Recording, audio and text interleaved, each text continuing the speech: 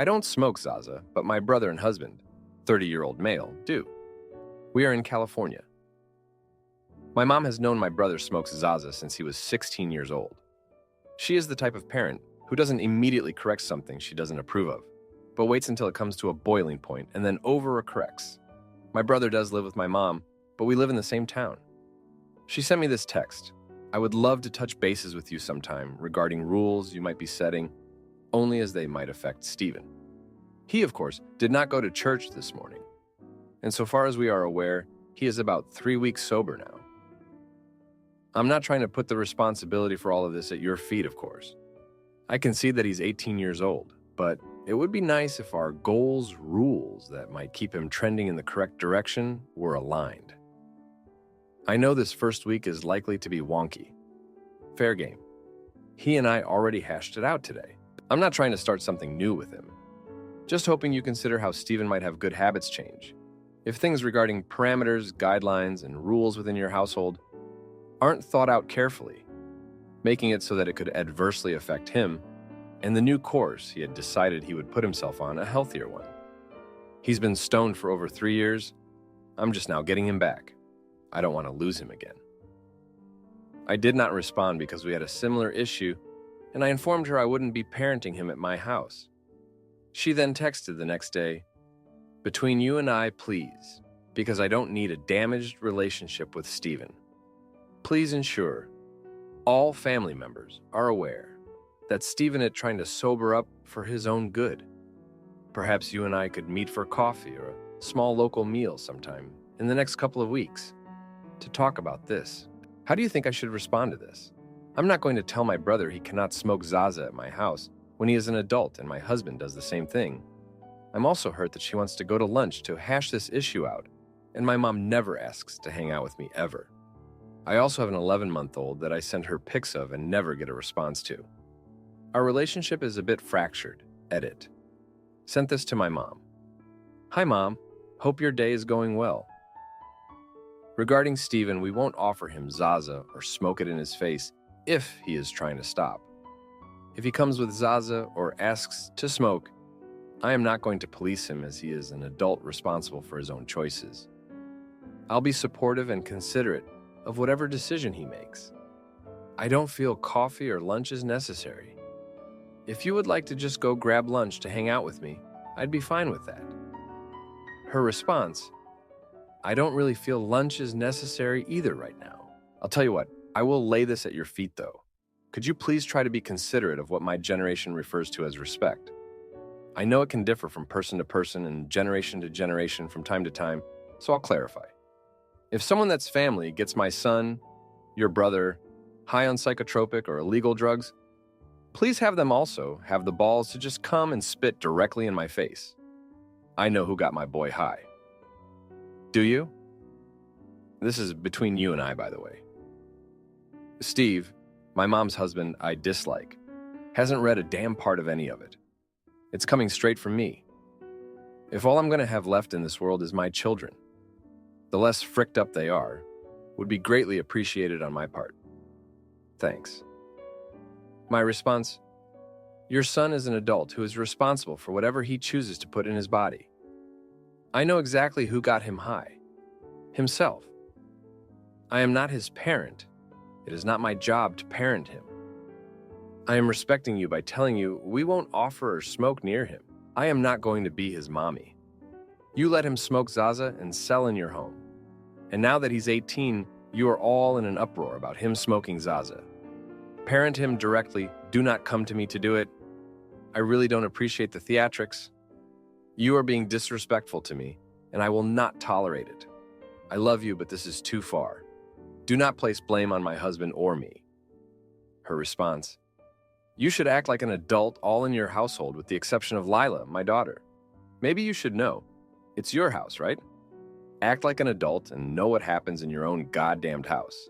I don't appreciate the attitude for my simply asking for people not to get your brother fricked up.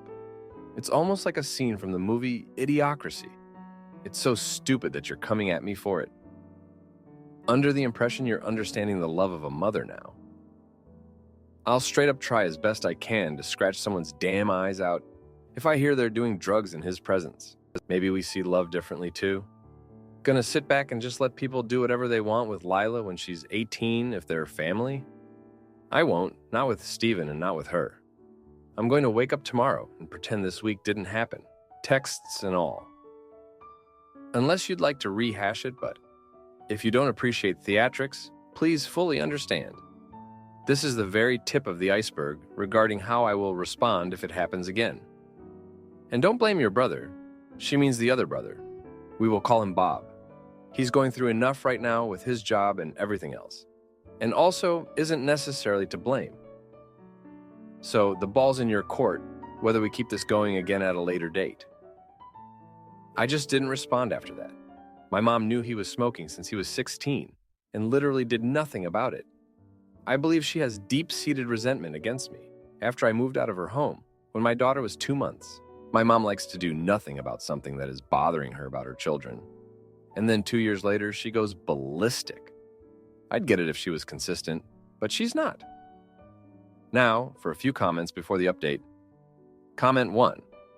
Personally, I would treat this exactly the same way as someone on a diet.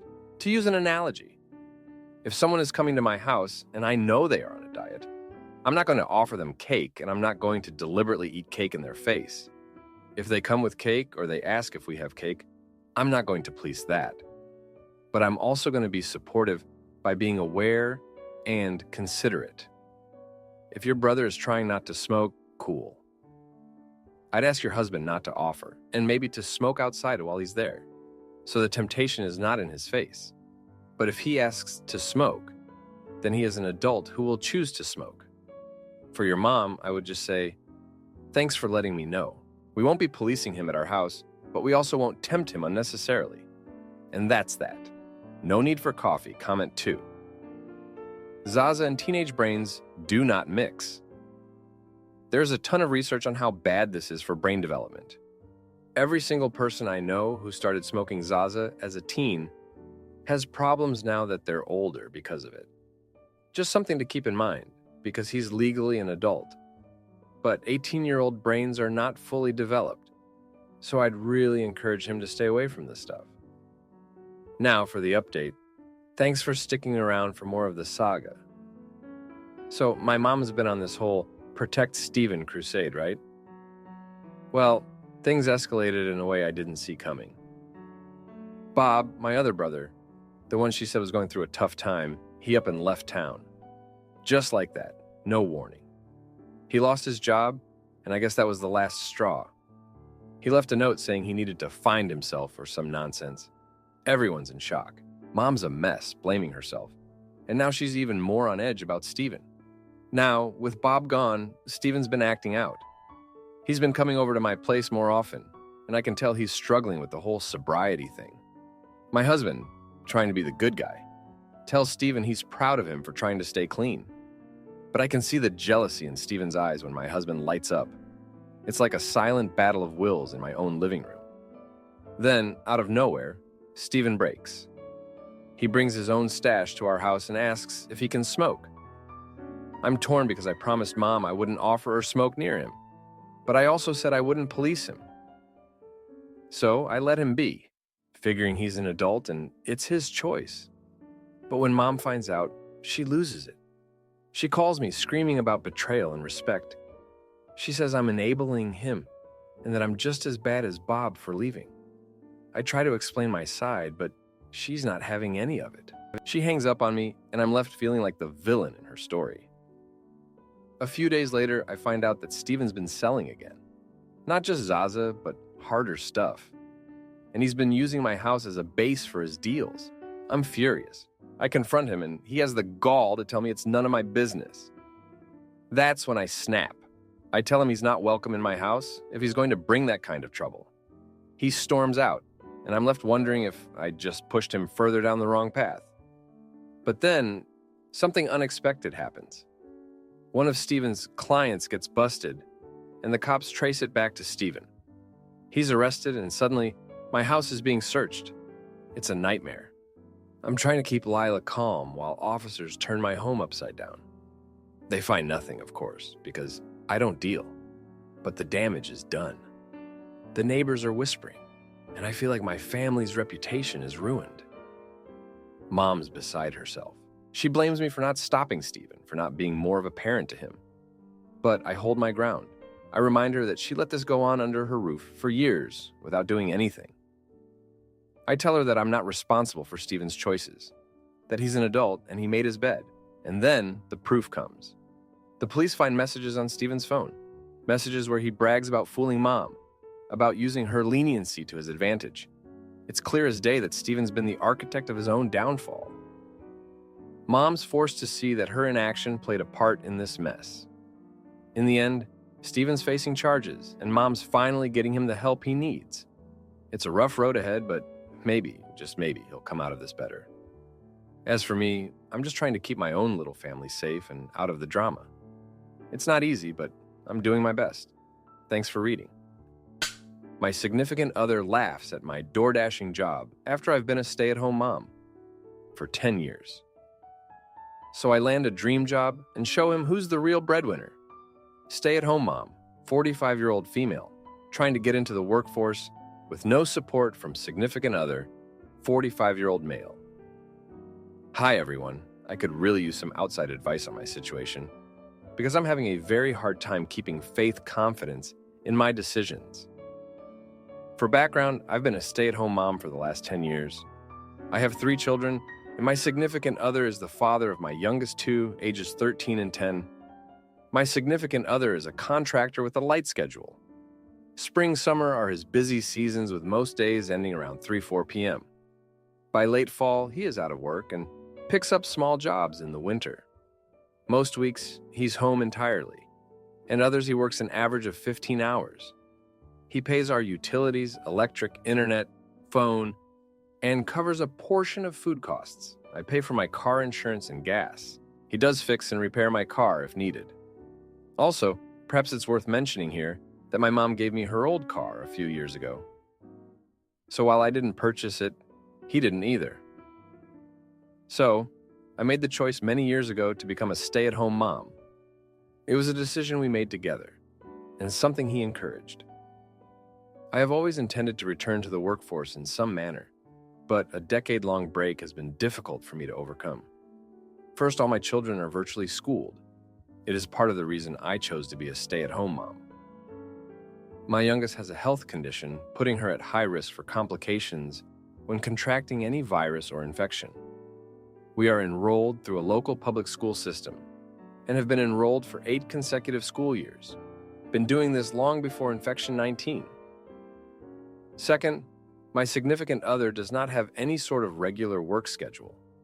He is unable or unwilling to commit his time around a hypothetical work schedule for myself.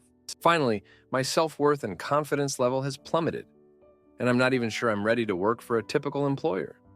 All the reasons above have made it difficult for me to get myself in the workforce until last week. My eldest daughter recently started door dashing and was making some decent money while spending time with her boyfriend. I happen to live in an area near many DoorDash restaurants and thought it might be worth trying. I knew it wouldn't bring in a lot of money, but I drive a very economical car and all deliveries should be close because of my location. Honestly, even $50 a week would be satisfying to me. The only income I receive is a child support payment from my ex-husband, which will be coming to an end very soon. The financial relationship with my significant other has never been one where he gives me money independently. So finding a way to replace the loss of child support is important to me. Spontaneously treating the kids with ice cream would be impossible otherwise, since I'm never given play money. So even though DoorDash is minimum pay, it has maximum benefits for me personally. Anyways, on to the problem. My significant other does not support my decision to DoorDash. I was scared to even ask him if I could because I could anticipate what he said. He might not directly say no, but he will list all the reasons why it's a poor choice, which is what he did. It's little pay, the wear on the vehicle, paying taxes, and when the car breaks, he's the one paying for it. As predicted, he did not directly say no. We're currently hurting pretty bad financially, and I decided earning some cash within a week was worth possibly upsetting him. I also explained to him I'm worried about my future. I haven't paid into Social Security for 10 years. paying taxes doesn't sound so bad to me. I also would be eligible for homestead since I own my home. So I started door dashing 5 days ago, and I've earned $98. While I was over the moon that I can now pay an extra bill, my significant other was at home complaining to my 10-year-old about me door dashing. It's not worth the money, and how when the car breaks, he wants me to take it to get it fixed myself and pay for it. The same car that takes the kids to their medical appointments and picks up the groceries is now unworthy of being taken care of. Somehow within this conversation, my 10-year-old mentioned he could clean more around the house. This is my fault because they have heard me complain before, as well as my eldest daughter. He genuinely does nothing to try and do daily upkeep of the home. I'm a stay-at-home mom, so I understand most is on me, but he is home with no work for weeks, or has light schedules from 9-3, even in summers. So I don't necessarily feel as though it should all be on me. There's nothing more frustrating than when I've been gone with the kids running errands or visiting family to return to a sink full of dishes from yesterday's supper, while he's been home alone all day, or waking up to cat pee on the floor simply covered with paper towels because he doesn't want to clean it up. So my child brought up cleaning, where he summed up that he pays the bills, and that's why he doesn't. Maybe I'm a jerk, but I don't feel paying a few bills allows you to sit on your butt and ignore obvious filth. In a landlord-tenant situation, sure, but not in a relationship, and I'm honestly not even sure what I'm asking. Am I delusional for trying to find myself some financial support? Am I delusional thinking, stay at home? Mom doesn't mean a stay-at-home maid? I feel as though I'm making the right decision for myself, but part of me is filled with doubt. I see a lot of stay-at-home mom posts, but none ever match my situation where my significant other spends much of the year unemployed and unaccountable at home. Every year it's the same resentments growing, and when he returns to summer work, I feel I have no right to complain anymore. I feel so pathetic coming to Reddit, looking for confirmation that I'm not insane, thinking doing DoorDash is better than doing nothing for another day. Now, for a few comments before the update. Comment 1. You should check if door dashing really is an option to fully invest in, because you have kids and who is babysitting? Seems like the 10-year-old may need some help. Your significant other doesn't seem like much of a partner or parent. You're not supposed to have kids in your car while you're door dashing. You're very right that you should be getting a job and he should contribute. Find a skill. Look into a trade school. There are some short-term courses that could improve your chances very fast. If you can do the DoorDash thing a few times a month, you could save up for that. Here's your nightmare. Comment 2. Your partner is a saboteur. Your situation reminds me of the animated Disney Cinderella. She asks if she can go to the ball. The stepmother made the task impossible. Even though Cinderella overcame it, she still found a reason to sabotage it. He will always have an excuse. He will always say something to hold you back and keep you stuck. A question. Does he have enough life insurance? Does he have enough saved for a year for emergencies? What's his plan when he gets hurt? Enters retirement age. Also, you state he doesn't give you money to just spend as you like. Sounds like he doesn't make enough to justify you being home. Now for the update. Thanks for sticking with me here. So, I've been doing this DoorDash thing for a week now, and it's been going okay, I guess. I mean, I made almost $100, which is great for me. But then, 2 days ago, I got this huge order from a fancy restaurant. I was excited because I thought it would be a big tip. But when I got there, the customer was furious because the food was late. It wasn't even my fault. The restaurant took forever. But the customer didn't care, and they gave me a bad rating. It hit me hard because I was trying so hard, you know? Then yesterday, my car started making this weird noise. I was scared to tell my significant other because I knew he would say, "I told you so." But I had to because the car is how I get the kids around. He got mad, just like I thought, and said I had to pay for the repairs since I'm the one who wanted to do DoorDash. I don't have that kind of money, and he knows it. But here's the thing that really got to me. My eldest daughter's boyfriend's mom works at this local business, and they were looking for someone part-time. My daughter thought I could do it, so she told her boyfriend's mom about me. The mom said she'd talked to her boss. I was nervous but excited because this could be a real job, not just DoorDash. But when I told my significant other, he laughed.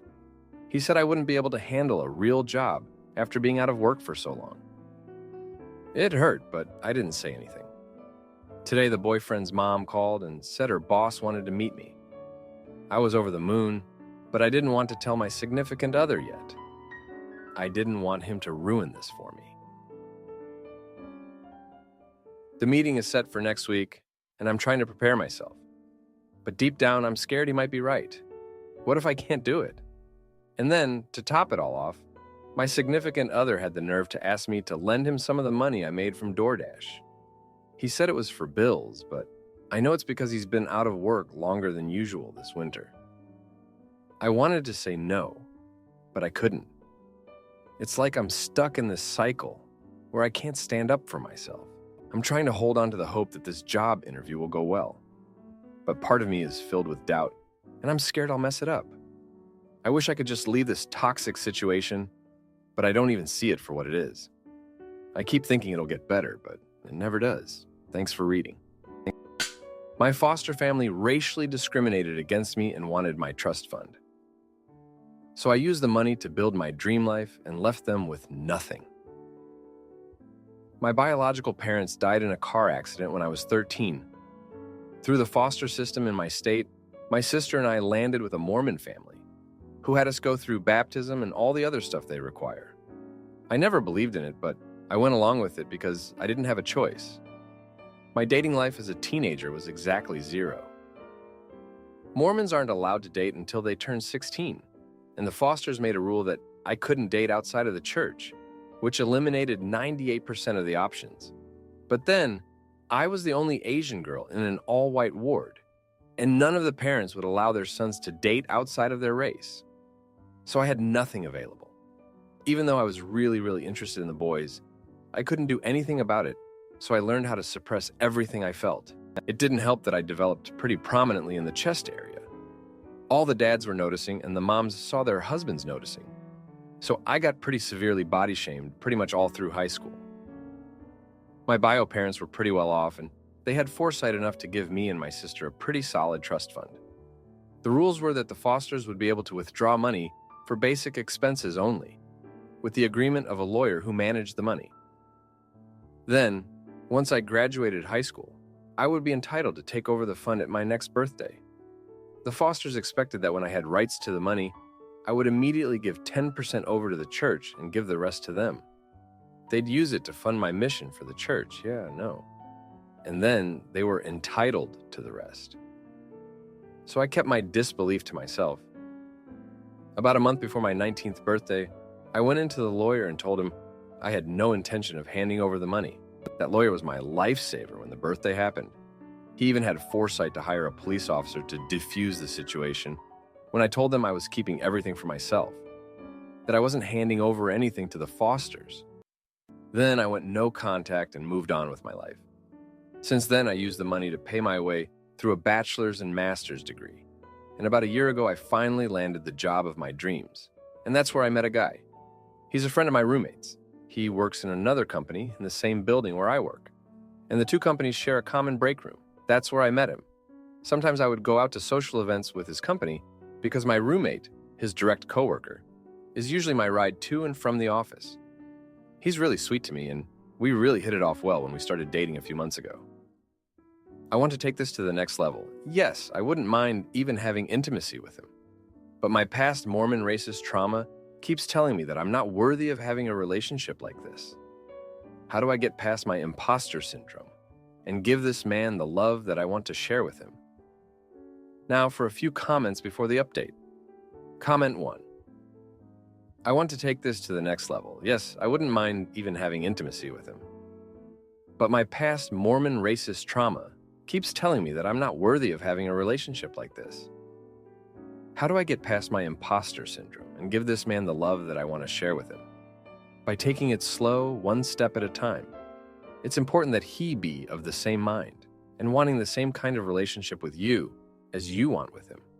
Go up the ladder of intimacy one step at a time, making sure he is okay at every step. You'll know when he's not okay if he hesitates or resists. When you're sitting in the last row of the movie theater making out, only vaguely aware that there's a movie showing around you somewhere, I'd say you're golden. Comment 2. Dear sister went full rebellious at 17 and ended up leaving the Fosters during senior year. She had a non-Mormon friend who was willing to take her on for the last few months of school. She's had some personal struggles, not going into that here, but I think she's come out on the other side. She's 26 and married now, with one kid born and another kid on the way. They live on the other side of the country from me, so I don't see her often. But I'm still in regular contact. Now, for the update, thanks for sticking around for more of my story. So, the guy I've been seeing, let's just say things took a turn. It was a regular Tuesday when I found out he was married. Married. And here I was thinking about taking things to the next level. I felt like a fool, like all those years of being shamed and sidelined were just prepping me for this ultimate betrayal. I confronted him and he didn't even deny it. Said his marriage was on the rocks and that he was going to leave her. Classic, right? But the worst part was, he wanted me to wait for him, as if I was some kind of consolation prize. I was angry, sure, but more than that, I was disappointed in myself for falling for it. The next day, I was a mess at work. Couldn't focus. Then, out of nowhere, my roommate, the one who introduced us, confessed that she knew about his marriage all along. She thought it was ending and didn't want to ruin what we had. I felt betrayed by her, too. It was like high school all over again, being the last to know, the outsider. But then, something unexpected happened. The Fosters reached out. They'd heard through the grapevine about my success, and suddenly they were all apologies, wanting to reconnect. They claimed they'd changed, that they were wrong to try and control my life and my finances. I didn't want to hear it, but they were persistent. Showed up at my office, causing a scene, begging for forgiveness. It was humiliating. Everyone saw. I looked weak, desperate even, as I tried to get them to leave. I was at my lowest when my sister called. She'd been out of touch, dealing with her own demons. But she'd gotten wind of the Foster's stunt and she was livid. She reminded me of our strength, of all we'd overcome. And she was right. I'd let myself be a victim again, but it was time to take control. So I did something I never thought I'd do. I forgave the Fosters, not for them, but for me. To let go of the anger and the hurt, it didn't mean they were back in my life, but I was done letting them have power over me. And as for the guy, I ended it. Told him to sort out his own life. I wasn't going to be anyone's second choice. It was hard. But it felt like a weight lifted off me. I started to focus on myself, my work, and rebuilding trust with my roommate. It wasn't easy, but it was necessary. Thanks for reading. It's been a rough few days, but I'm getting through it. If you like this video, you'll probably like these too. Also, while you're here, please consider subscribing. It's your support that keeps this channel alive and allows me to make better and longer videos. Have a great day.